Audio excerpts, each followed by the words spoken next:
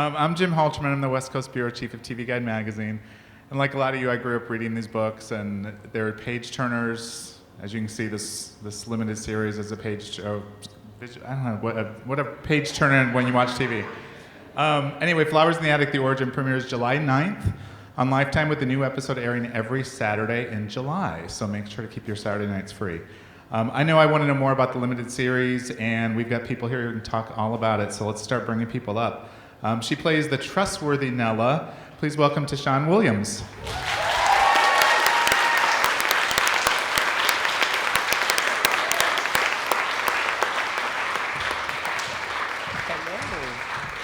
He plays the debonair Mr. Winfield. Welcome Harry Hamlin.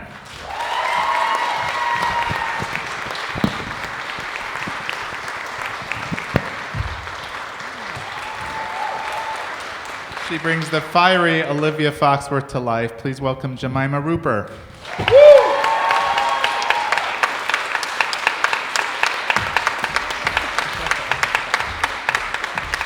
We meet her in the second episode as Corinne Foxworth. Welcome Hannah Dodd.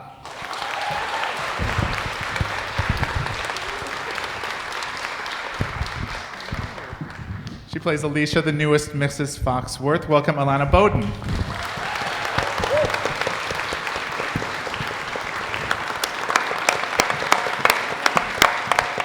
And he helped put this whole thing together. Please welcome executive producer Paul Scarata.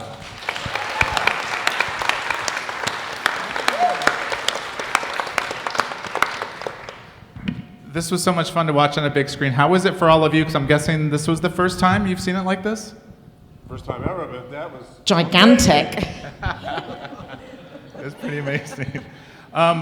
Paul, you're going to get the first question, obviously. Can you just talk about the origins of The Origin, getting this limited series together? Oh gosh, yeah. This is also the first time I've seen this on a screen bigger than my computer editing, so it was very exciting for me too. My friends and producers first came to me 4 years ago with the project, and I had, of course, read the books when I was in middle school, and my heart skipped a beat when I found out this was a possibility, a chance to tell this backstory of this, classic literary villain. And I always wondered, why do people do those things? And this was a chance to do it and take our time doing it. As writers, we rarely get the chance to tell a big family drama that's not continuous. These 8 hours cover 35 years. So it was exciting to be able to see, tell a story of a family over 2 generations. And that's how it started. Okay. And how closely are you sticking to the source material for what we see? The first part is closer than the rest. We really wanted to broaden the spectrum of who's in this world of Flowers in the Attic. There's a lot of new characters. Some characters people are very familiar with. I've taken in slightly different directions, which you'll see in future episodes. In particular with the creation of Nella and her family. Jemima, you're the heart of this. You're in pretty much every scene. It's a roller coaster for Olivia. She goes through quite a transformation just in this episode. I mean, this last scene, you see her really kind of taking charge, which we hadn't seen up until that point. Can you talk about just playing her and the journey that she goes on in this first episode and beyond? Oh, wow. Yeah, I mean, when I first got sent the script, and I had heard of Flowers in the Attic, but I wasn't sure of the story, and I looked it up, and I read a synopsis, and was like, this is the most hideous story I've ever seen. What in the hell is this going to be? And then I started reading the scripts, and it didn't do all the things that you might imagine it would do. It didn't go the obvious routes. I love that she started off as this strong, independent woman, and she, was a bit older. She hadn't done the things that women were supposed to do, and she was sort of owning that. And, Olivia's tragedy is that she ends up, I think she's denied herself the idea of happiness with a man, and she is blown away by this, very handsome, very successful, strong man. And she's I think she feels like she's a match for him. And that does ebb and flow through the series. I think there are a lot of similarities between Olivia and Malcolm in some ways. They come head to head a lot, but there's also, she's often reacting to so much of the things that he does to her. And it's incredible. She's a swimmer. She won't drown, and she keeps coming back after every fall. She keeps getting up, and that's really exciting to play. Harry, what drew you to this? I mean, we see so much of the father-daughter relationship in the beginning. Can you talk about what drew you to playing the role? Well, first, I just have to say, oh my God. No, I mean, seriously, the talent here, Max, everybody, it's amazing to see this thing come together. And I used an expletive when I reached out to Paul and said, that's amazing. Use it again. But yeah, congratulations. That really, I mean, I'm in it like this much, and I'm just so proud that you guys did what you have done. I mean, amazing. Amazing. Right? Am I right? I would really like to add, I was there every day doing my thing. It's really hard, or it really bugs me when people coming in to do bits, no matter how big or small, but sometimes there's an attitude, or they're not very good, or whatever. Every single person on this just brought it, and was such a pleasure to work with, and that's quite rare. I say to these girls all the time, I'm like, in my day, you were either a good actor or you were very beautiful. You guys are both, and it's really unfair. But I mean, every single person and every single ingredient, and it makes a difference. Okay, so Harry, going back to my question just about Mr. Winfield and the father-daughter relationship, can you talk about that a little bit, and that being such I have two daughters, and it's a bit of a minefield when they're in their late teens and early 20s. And so I thought, when I read the script, I actually did not read Flowers in the Attic when I was a kid. I guess everybody else did. I didn't see the movie. There was a couple of movies, I think. So I didn't really know about the incest. But I did want to explore the father-daughter relationship, and then working with Jemima. I mean, come on, right? Okay, so anyway, I'm just so grateful to be part of it. There you go. Tashawn, how strong are Nella's loyalties to Olivia throughout the series? We see a lot of that in this first episode. Can you talk about their relationship and what it goes through in this episode, but then also where it kind of heads? Yeah, I think a couple of people said this episode just skims the surface of Nella and Olivia's relationship and how it grows, and it has its turbulence, and it's one that's really quite special, and I really loved finding that and discovering that with Jemima. It was dreamy. And I think, going back to your question, Nella, she's a very, very loyal person, and I think she instantly has a care for Olivia and almost wants to take her under her wing, but there's always that boss-employee dynamic that kind of stops them and halts them at a point. And yeah, but you have to watch the rest to see. But yeah, it's only the surface, but it's lovely. It's a beautiful relationship that happens between us. Yeah. Okay. Alana, when Alicia first shows up, I just want to say, honey, get out of there. Run. She's so full of joy and so happy when you first meet her, and that doesn't last very long. But can you talk about playing that? Because you get to play a lot of different sides of her. You start out joyful, and then it goes the other direction. Yeah, exactly. It was really amazing to get to see her journey and how she comes in, and she's slightly naive, she's loving life, and she's so happy with Garland and everything else, and then I think very quickly it kind of all goes wrong. But I feel like she's quite resilient. She's trying to push through it, and I think that was fun to get to explore that part of her too. Yeah. Well, and she and Olivia do have things in common, being Mrs. Foxworth's. Can you talk about working with Jemima in some of those scenes where you see that there is like a warmth between them at this point anyway? Yeah, exactly. Jemima's amazing. So, but yeah, it was. Love is amazing. But it was really good fun to explore that, because there are, like you say, similarities between the things they've experienced, but they're, I guess, very, very different people. So they both handle it very differently. And I think they're both quite aware of the bigger picture, but because of their differences, it kind of takes them down very different paths as well. Hannah, we meet Corinne in the next episode. People that know the stories know Corinne's a very important character in all of this. We haven't seen any of her yet, but what is she like when we first meet her? This is where I get in trouble for spoilers. I think she's quite different to the Corinne that people are aware of in the books, because we meet her at 16 years old, and she's had quite a nice life up to that point. So we had fun kind of working out what gets her to that place, and the Corinne that we know and love, hate in the classic book. Okay, that's part of the fun, you guys, when you see the next episodes, is just the journey everybody goes on. It's a ride. This was not shot in a backlot in Burbank.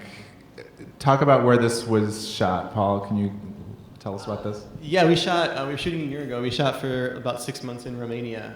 So we all moved to Bucharest, and almost the whole thing is in the house. So the 3 of the rooms are on stage. The rest is a location we found. The exterior of the house is 2/3 VFX.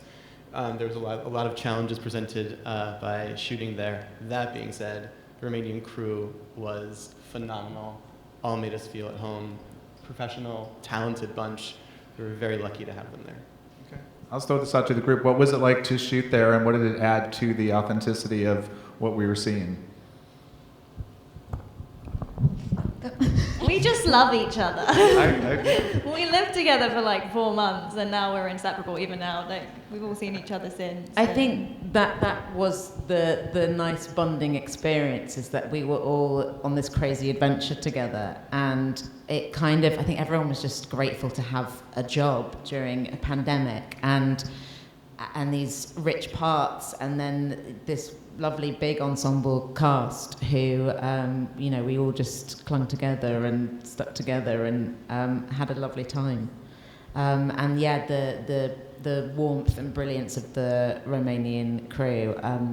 We were looked after so well. They went above and beyond. They sort of, more for me, behind the scenes, I had the most amazing driver. I was there with, I got quite emotional because my 5-month-old baby was in the scene when Garland arrives. And a Romanian nanny to help look after him.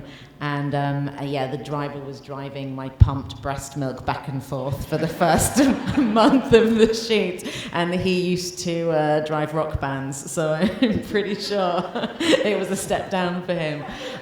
But he again, would do everything for us. And we were all very lucky. We all had the same experience, I think. May I add one thing to that?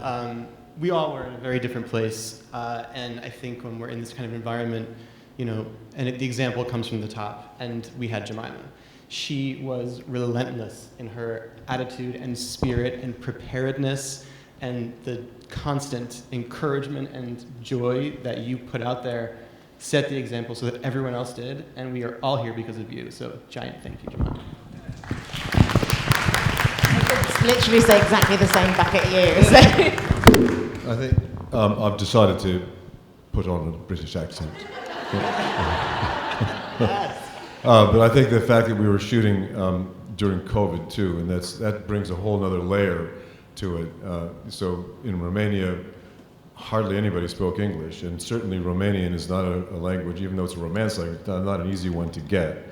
I think I learned how to say hello, but I've forgotten now. But so that was another layer, and the professionalism of everybody on the crew and the cast dealing with that, as well as the fact that we were shooting thousands and thousands of miles away from home, and the fact that you had a small child. I mean, it's amazing that this came together the way it did. So credit to everybody, kudos to everybody. That's all I've got to say. And you're all professional actors, but this is heavy material. When the day was done, how did you kind of let that go? Could you let it go? Anybody want to talk to that, to Sean?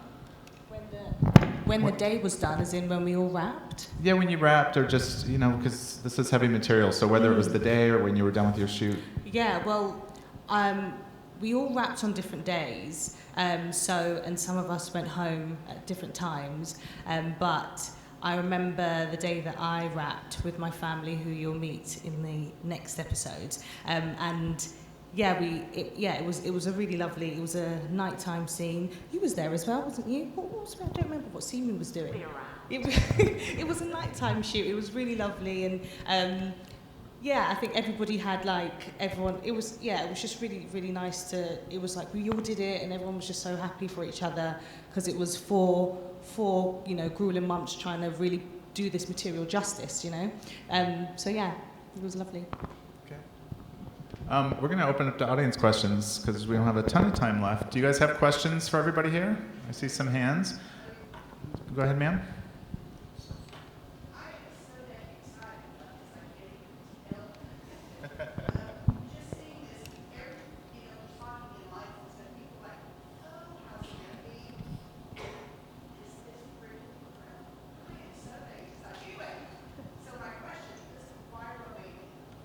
The question is why Romania, if you couldn't hear. Yeah, I think it was when you're in my position and you have a project in development and the studio says they're going to greenlight it, they tell you where you're going to shoot it, and you don't argue. Yes, we'll do that. As long as the cameras are going to roll, you're excited you're getting a show made. I assumed there were a lot of production issues that were probably easier to handle there, given the pandemic and such. Yeah. Okay. More questions? Raise your hand if you have a question. Right now, I wanted to ask about Max, who I've talked to for other projects. He's vicious in this. Jemima, can you talk about working with Max? And you have so many scenes together, and they're not easy scenes. He's exactly the same in real. There's no acting required.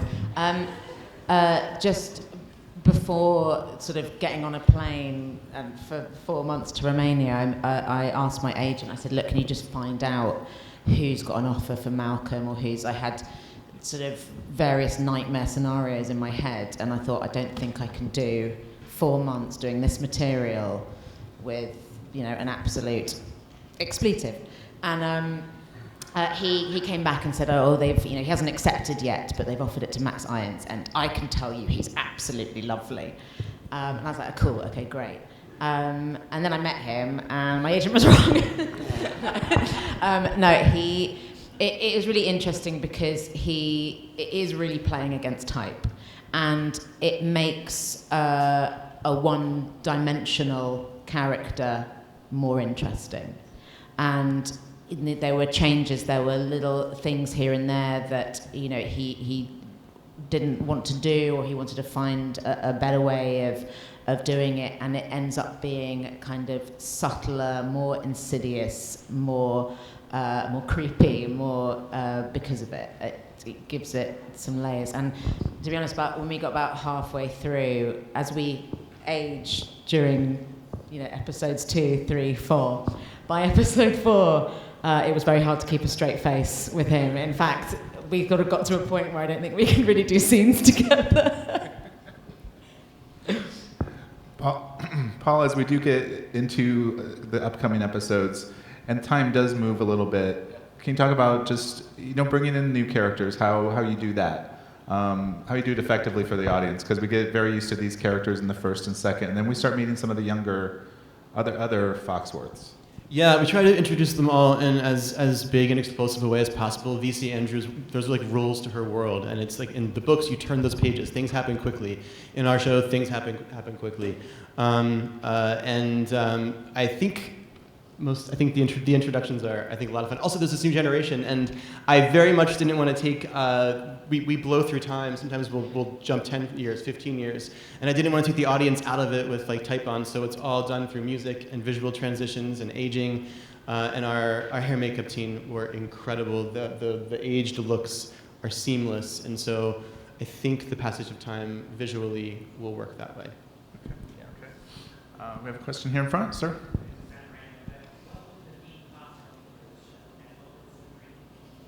The question is, what would the theme cocktail be for this show? And drinking rules. Okay. Anyone who... I mean, you do a shot whenever Malcolm's creepy. Every time someone kisses a relative. That's a good one too. Jemima for the win on that. That's fun. Yes.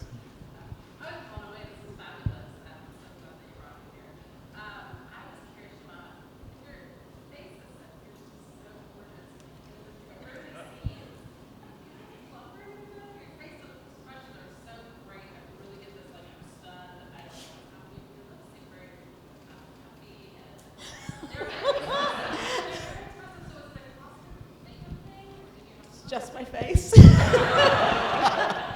I literally spent that 90 minutes dying inside and thinking I need extensive work done.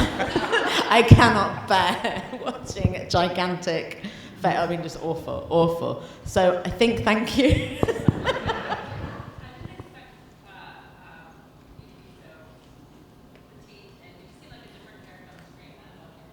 Oh, thank you. Any more questions? Anybody in the back? Oh, I do see one in the back. Loudly, sir. The voices that I hear from the panelists are so very much different from those of the screen. How do you manage to adjust your voice, your accent, your pronunciation to fit the script? Yeah, as far as using the accents, because many of you are not American, it seems. Can you guys talk about just that process of getting the dialect and the accent? Alana, you want to start? I Yeah. can go. Yeah, we had a wonderful dialect coach who we worked with, Penny, and I think she was amazing just to like figure out, where they're from and like the time period and everything else that came into play. So yeah. Okay. Hannah, anything there? Yeah, we all worked with Penny. She was wonderful. And I think most of us Brits have grown up like watching American TV, so most of us can somewhat do probably an awful American accent. And then Penny came in and fixed it all. But yeah, no, most of us are Brits on the show. But it was nice because then we were all around each other, and then every time an American came in, we were like, can you say this line? How do we say it? Well, and Kelsey Grammer comes in this episode. He didn't last long. His character did not. Can you talk about having Kelsey on set, Paul? Yeah, I mean, like for me, it was just a dream. As an American, I grew up with Kelsey on TV in my living room for 20 years. Through 2 massive TV shows, and you never know when you're going to meet someone like that. What they'll be like. He's just lovely and charming, and came to work, ready to work. And maybe you could speak more to it because you worked with him a lot. Yeah, I did, and he was absolutely wonderful. Such an amazing person. I feel really lucky to have got to work with him. He was so fantastic, super lovely. I feel like I learned a lot from him. Okay. I want to ask real quick before we wrap about the wardrobe. Everybody's wardrobe was amazing in the show. Harry, I loved the suits that you're wearing in your scenes. Can you talk specifically about some of the wardrobe that you wore? Well, I know they made a jacket for me, the long coat, and that was amazing. I want it. Where is it? I'm dead. No one else is going to wear that, right? So, Paul. No, I can, and Jemima can speak to this too, I'm sure. Our head of costumes, Nick Eade, is this brilliant guy. He's been doing this for decades, and there was some other show somewhere in Europe that had taken all the stock out of the warehouses, so the vast majority of what everyone's wearing, he designed, sketched, found the fabric, a team of seamstresses in Romania constructed all of it, and just did a brilliant job. Jemima, you probably know more about this than I do. Well, I don't even know. I know that Nick ended up sort of taking quite a few of one of them, Monica in particular, with him on his next job because she was so amazing. I mean, the amount of kind of graft that went into all that behind the scenes is insane. And how many costumes did I have? It was over 100. I had over 100, I think, over the course of the 4. I don't even. Nick was a real artist. We're lucky to have him. I think Harry was trying to get to the point that he wants his suit. Can you get him that suit? Exactly. Are you kidding me? Did I not make myself clear? We'll see how the ratings are, then we'll figure it out. Last call. One last question. Anybody? Okay, right here in the middle.